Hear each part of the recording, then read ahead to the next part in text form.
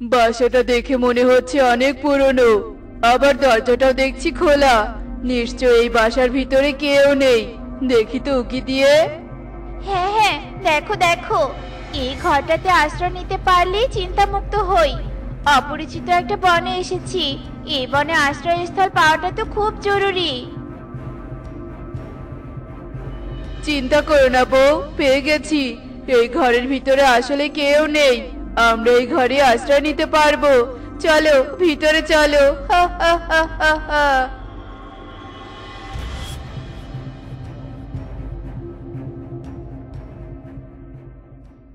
কে আছো? ঘরের বাইরে এসো। শুনতে পাচ্ছো আমার কথা? বাইরে এসো। হ্যাঁ দাদা বলুন, আপনাকে তো ঠিক চিনতে পারলাম না। চিনবেন কি করে? আমি নিজেও তো আপনাকে এই বনে কখনো দেখিনি। আপনি কি এই বনে নতুন নাকি? তা কবে এলেন এই বনে? আজই এসেছি। আসলে আমি সম্বলহীন অসহায় পাখি তো, ভিটে মাটি কিছুই নেই, তাই এই বনে এসেছি। আর দেখুন কি সৌভাগ্য আমার, এসেই থাকার মতো ঘর পেয়ে গেলাম। আসলেই ভাগ্য ভালো আপনার। আগে এই ঘরটাতে বান্টি দাদা থাকতো। বান্টি দাদা নতুন ঘর বানিয়ে সেই ঘরে চলে গেছে, আর এই ঘরটা ফাঁকাই পড়ে থাকে। আপনি নিশ্চিন্তে এই ঘরে থাকুন। টোনার কথা শুনে কালু কাক ভীষণ খুশি হয়, আর টোনার সাথে কালু কাক পরিচিত হয়ে যায়। এরপর থেকে কালু কাক টোনাদের বনে বসবাস করতে শুরু করে। আজকাল বনে খুব গরম পড়েছে, তাই না বলো সুখী দিদি? গরমের জ্বালাতে বাইরে খাবার সংগ্রহ করতে যেতেও ইচ্ছে করে না। তুই একদম ঠিক কথাই বলেছিস রে টুনি। বান্টির শরীরটা খুব খারাপ, তাই তো বাধ্য হয়ে আজ আমাকে বের হতে হলো। শরবত খাবে গো, শরবত। মিঠা মিঠা ঠান্ডা ঠান্ডা শরবত। শরবত খাবে গো, শরবত। মাত্র 10 টাকা, মাত্র 10 টাকা। শরবত খেয়ে যাও, শরবত খেয়ে যাও। আরে, এই বনে আবার শরবতওয়ালা কোথা থেকে এলো? আগে তো কোনোদিন এই শরবতওয়ালাকে দেখিনি। আগে দেখিসনি তো কি হয়েছে, আজ তো দেখলি। তবে এই শরবতের দোকানটা পেয়ে ভালোই উপকার হলো। চল আগে গ্লাস ভর্তি করে শরবত খেয়ে গলাটা ভিজিয়ে নেই, বড্ড গরম লাগছে রে। তুমি একদম ঠিক কথাই বলেছো দিদি। আমাকে লেবুর শরবত দিন। হ্যাঁ হ্যাঁ, লেবুর শরবতে আগে খেয়ে দেখি কেমন শরবত বানান আপনি।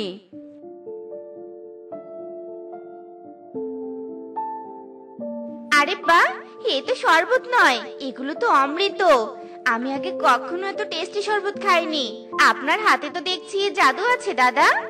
তুই একদম ঠিক বলেছিস রে টুনি। আর আপনার এই টেস্টি শরবতের কথা বনের সবাইকে বলবো। বাবা, আমার শরবতের দোকানের প্রমোশন তো হয়েই গেল। এই খুশিতে আমি আপনাদের আরো 2 গ্লাস শরবত খাওয়াবো।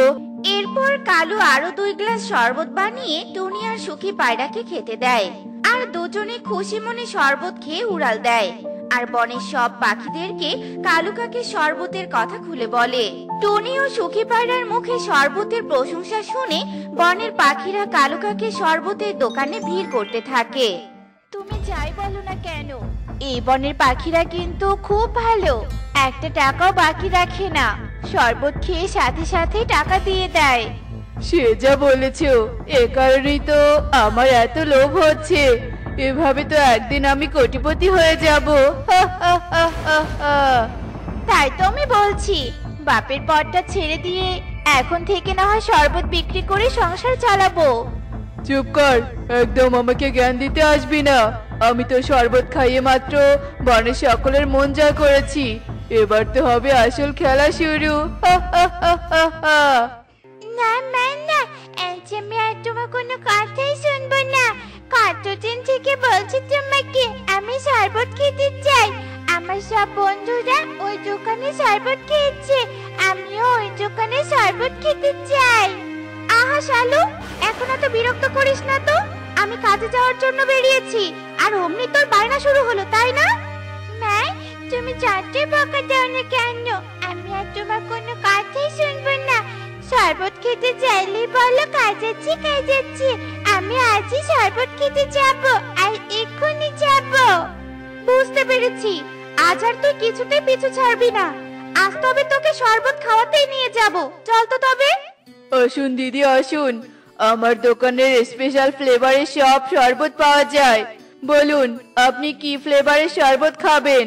বাবু তুমি বলো কোন শরবতটা খেতে চাও, এখানে অনেক রকমের শরবত পাওয়া যায়। আমি তো ম্যাঙ্গো ফ্লেভারের শরবত চাই, আমার মাকেও একই ফ্লেভারের শরবত দিন। শালুর কথা মতোই কালু কাক 2 গ্লাস ম্যাঙ্গো ফ্লেভারের শরবত বানিয়ে দেয়। শালিকার শালু 2 মামে মিলে শরবত খেয়ে বেশ প্রশংসা করে, কিন্তু বাসায় যেতে না যেতেই শালিকার শালু ঘুমিয়ে পড়ে।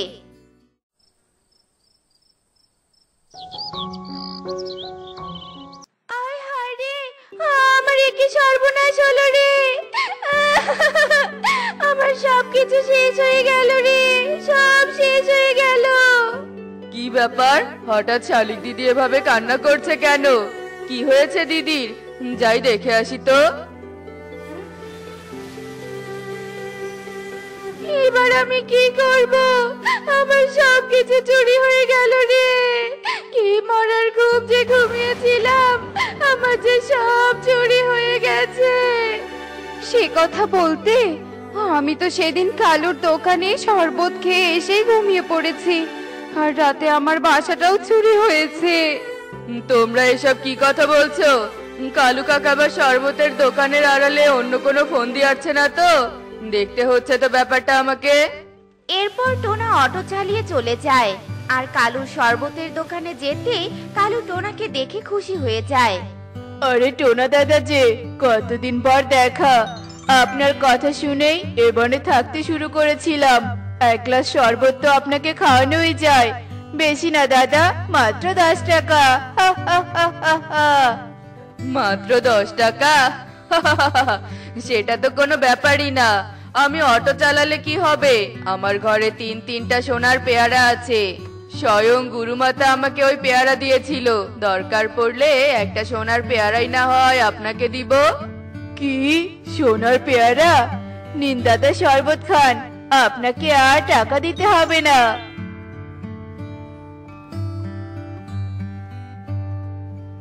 উফ, এটা কি শরবত? এত টেস্টি শরবত তো আমি আমার জীবনে কখনো খাইনি। আরো 1 গ্লাস শরবত খেতে চাই। নিশ্চয়ই, আরো শরবত দিব আপনাকে, যত ইচ্ছে শরবত খান দাদা। কালু আরো 1 গ্লাস শরবত বানিয়ে দেয়, আর টোনা শরবত খেয়ে বাড়ির দিকে যায়। রাত গভীর হতে না হতেই টোনা গভীর ঘুমে আচ্ছন্ন হয়ে পড়ে।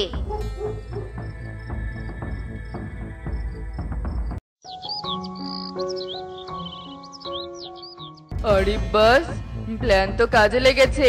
আমার বাসাও তো দেখছি চুরি হয়েছে। এবার তো তবে ক্যামেরাটা চেক করতে হয়। তবেই না আসল চোরকে ধরতে পারবো, আর আমার সোনার পেয়ারার বানানো গল্পটাই চোরকে ধরতে সাহায্য করবে। টোনা তার ভাবনা মতোই আলমারির উপর থেকে গোপন ক্যামেরাটা বের করে, আর ক্যামেরায় আসল চোরকে দেখতে পায়। তারপর টোনা ক্যামেরা নিয়ে বনপ্রধান ঈগলের কাছে যায়, আর ঈগলকে প্রমাণ সহ সব ঘটনা খুলে বলে। এত বড় সাহস ওই শরবতওয়ালার! দিনের বেলা মেডিসিন মেশানো শরবত বিক্রি করে আর রাতের বেলা চুরি করে। সিপাহী, যাও ধরে আনো শরবতওয়ালাকে, আমি ওই শরবতওয়ালার শরবত খেতে চাই।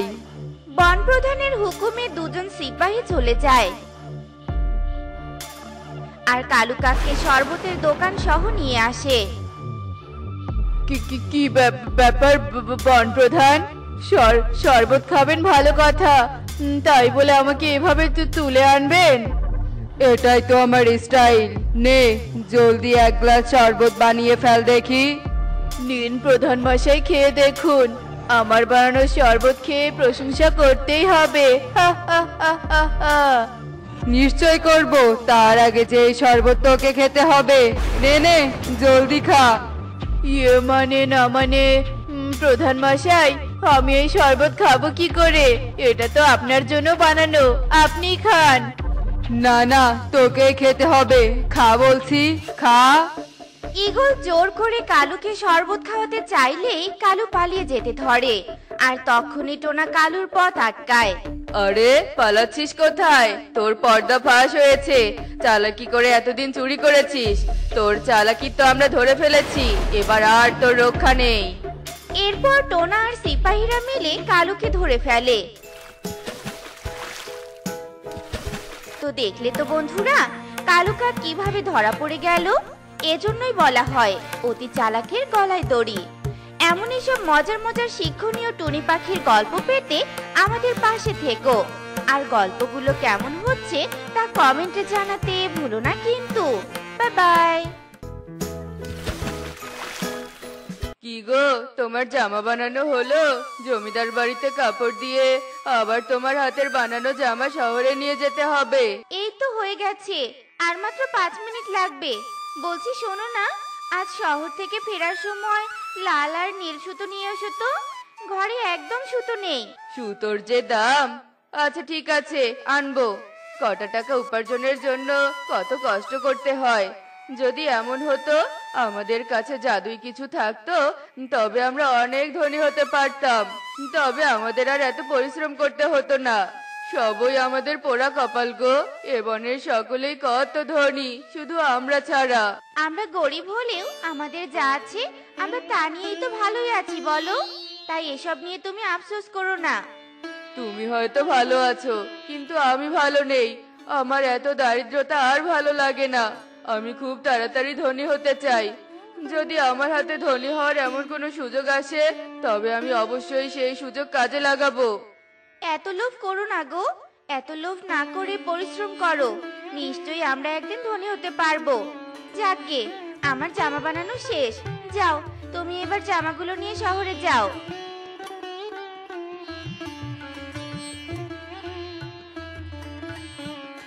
আরে টোনা, তা তোর এই ভাঙা সাইকেল নিয়ে চললি কোথায়? এই দেখ, আমি নতুন বাইক কিনেছি। তুই তো আর কখনো বাইক কিনতে পারবি না, তাই তোকে সারা জীবন অন্যের বাইক দেখেই যেতে হবে। একদিন আমারও দিন আসবে, তখন আমি 2 চাকার বাইক নয় 4 চাকার গাড়ি চালাবই বলে দিলাম।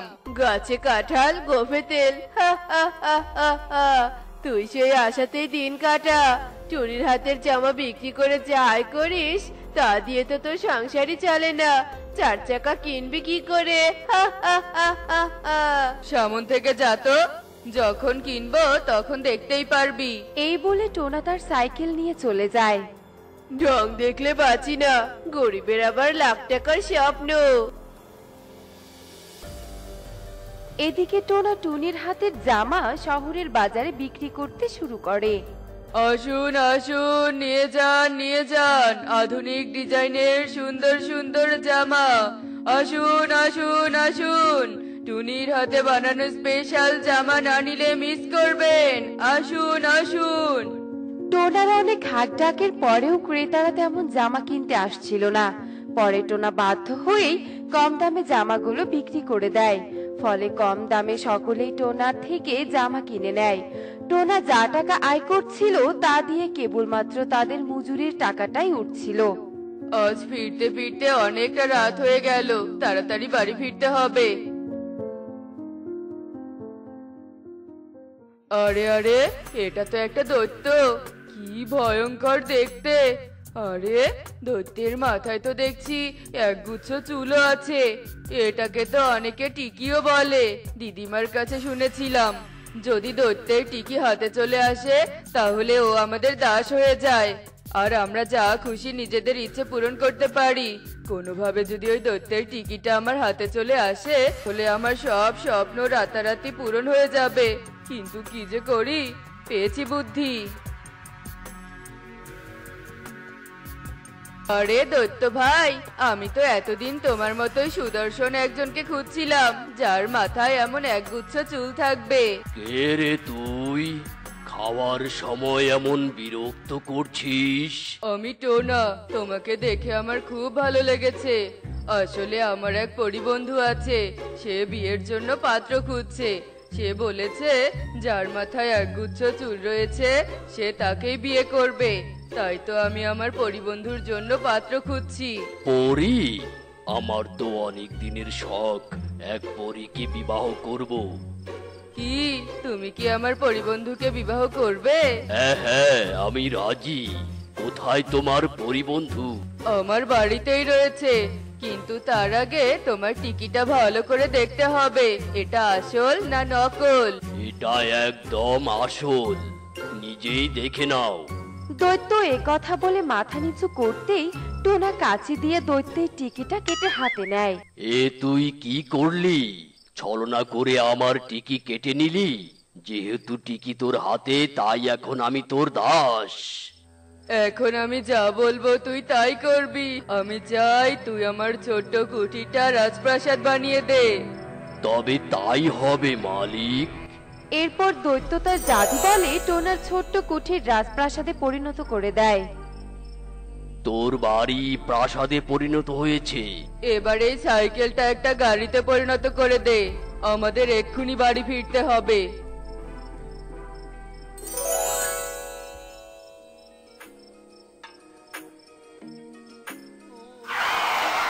কত বড় প্রাসাদের মতো বাড়ি আমাদের। হা হা হা হা হা। টোনা, আমি ঘুম থেকে উঠে দেখি আমাদের কুড়ে ঘরটা প্রাসাদ হয়ে গেছে। এসব কি করে হলো টোনা? এ কি? এটা তো একটা দৈত্য। আর এটা কার বাড়ি? এরপর টোনা টুনিকে সমস্ত ঘটনা খুলে বলে। সব শুনে টুনি বলে, কাজটা তুমি ঠিক করনি টোনা। এভাবে ছলনা করে বিনা পরিশ্রমে কোনো কিছু পেলে তা চিরস্থায়ী হয় না, বুঝলে? এই তুমি চুপ করো তো। এখন আমরা এ বনের সব থেকে ধনী পাখি। এখন আমরা শুধু খাবো দাবো আর ঘুরে বেড়াবো। হা হা হা হা হা। এই যে দৈত্য, এই দুটো গাভীকে কিছুদিন আগেই নিয়েছি। গাভীগুলোর খুব খিদে পেয়েছে। যা জঙ্গল থেকে ঘাস কেটে আন, আর গাভীকে ঘাস খেতে দে। ঠিক আছে মালিক। দৈত্য নিরুপায় হয়ে টোনার সব হুকুম মেনে চলতো। এ কি টুনি, তুমি এ বনের সব থেকে ধনী পাখির বউ, আর তুমি কিনা জামা সেলাই করছো?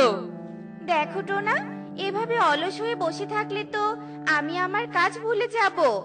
ভুলে গেলেও কোনো সমস্যা নেই, আমাদের কাছে দাস দৈত্য রয়েছে। দৈত্য, দৈত্য। জি মালিক, হুকুম করুন। খুব খিদে পেয়েছে, যাও আমার জন্য রান্না করে নিয়ে এসো। এরপর দৈত্য রান্নাঘরে যায় আর রান্না করতে শুরু করে। আর খাবার হলে তা টোনা টুনিকে খেতে দেয়। এভাবেই আনন্দে টোনার দিন কাটছিল। টোনা দৈত্যের কাছ থেকে কখনো সোনা, কখনো হিরে, আবার কখনো অনেক টাকা নিত। বনের যে পাখিরা গরিব বলে টোনাকে সম্মান করত না, আজ তারাও টোনাকে সম্মান করে, যার ফলে টোনা অনেক খুশি ছিল। দৈত্য, তাড়াতাড়ি পুরো প্রাসাদ পরিষ্কার কর, বাড়িটা বড্ড নোংরা হয়ে আছে। এক্ষুনি করে দিচ্ছি মালিক। এরপর দৈত্য পুরো বাড়ি পরিষ্কার করতে শুরু করে। আর হঠাৎ সে এক কোণায় এক ছোট্ট নীল পাত্র দেখতে পায়। ওই পাত্রে কি আছে দেখি তো। দৈত্য পাত্রটি খুলতেই দেখে পাত্রে তার মাথার টিকি। দৈত্য, টিকিটা আমায় দিয়ে দে বলছি। কোন দৈত্য তার নিজের টিকি কাউকে দেয় না। যদি ভুল করে অন্য কারোর হাতে চলেও যায়, তা দৈত্যর কাছে ফিরে আসা অবধি দৈত্য ওনার জন্য যা কিছু করেছে সব দৈত্যের টিকির সাথে ফিরে দৈত্যের কাছে চলে যায়। মানে এখন আমি চলে গেলে তুইও তোর পাওয়া এত ধন সম্পদ আবার হারিয়ে ফেলবি। না না, আমার সাথে এমনটা করো না। তোর সাথে এমনটাই হওয়া উচিত। তুই আমাকে পরীর নাম করে দাস বানিয়েছিলি। এই ভুলের শাস্তি তো তোকে পেতেই হবে। যেখান থেকে তোর জীবন শুরু হয়েছিল, সেখান থেকেই আবার তোকে শুরু করতে হবে। এই বলে দৈত্য এক চুটকি দিতেই প্রাসাদ গায়েব হয়ে যায়। আর সেখানে আবারও টোনার ছোট্ট কুটির ঘর চলে আসে। চিন্তা কেন করছো গো? আমার হাতে এখনো কাজ করার শক্তি রয়েছে। আমি আবার জামা সেলাই করব, আর তুমি তা শহরে নিয়ে গিয়ে বিক্রি করবে। আমি আমার ভুল বুঝতে পেরেছি টুনি। এরপর টুনি আবারও জামা বানাতে শুরু করে, আর টোনা তা আনন্দের সহিত শহরে বিক্রি করে। বন্ধুরা, বিনা পরিশ্রমে যে ধন দৌলত যত তাড়াতাড়ি আসে তত তাড়াতাড়ি তা হাত থেকে চলে যায়। সেজন্য আমাদের লোভে পড়ে নিজের সততা হারানো উচিত নয়। তোমরা কিন্তু কখনো এমনটা করবে না। এমনই সব মজার মজার শিক্ষণীয় টুনি পাখির গল্প দেখতে আমাদের সাথেই থেকো।